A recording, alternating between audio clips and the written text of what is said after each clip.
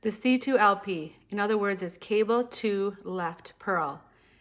So it's similar to the C2F, but we are going to purl this second stitch instead of knitting it. So normally what you would do is you would slip this first stitch onto a cable needle and you would hold it to the front of your work. Then you would purl this second stitch and then you would knit the stitch from the cable needle.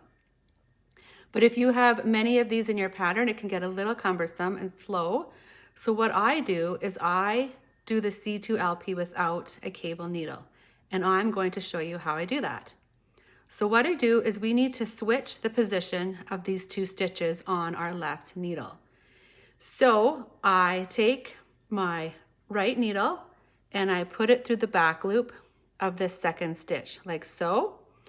And then I slowly slip both of those stitches off, and our first stitch is going to be left without a needle.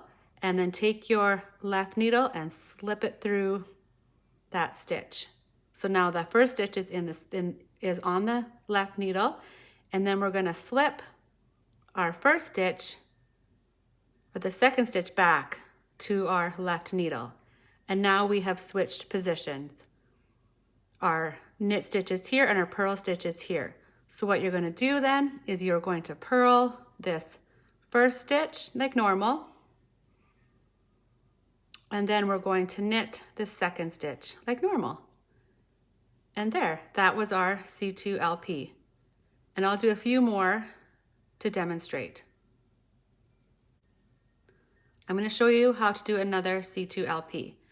So just like we said, we take our right needle and we slip it through the back loop of our second stitch, and then we slowly push both of the stitches off the left needle, and then take our left needle, we will grab that stitch.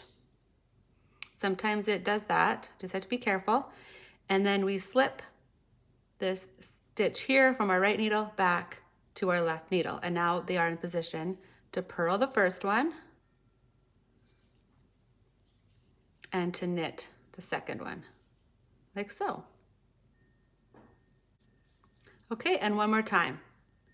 So take your right needle, put it through the back loop of the second stitch, and slip them off at the same time slowly. Taking your left needle, slip it through that stitch that you dropped, and then slip this first stitch or stitch on your right needle back to your left needle, and once again they're in position to purl the first and to knit the second.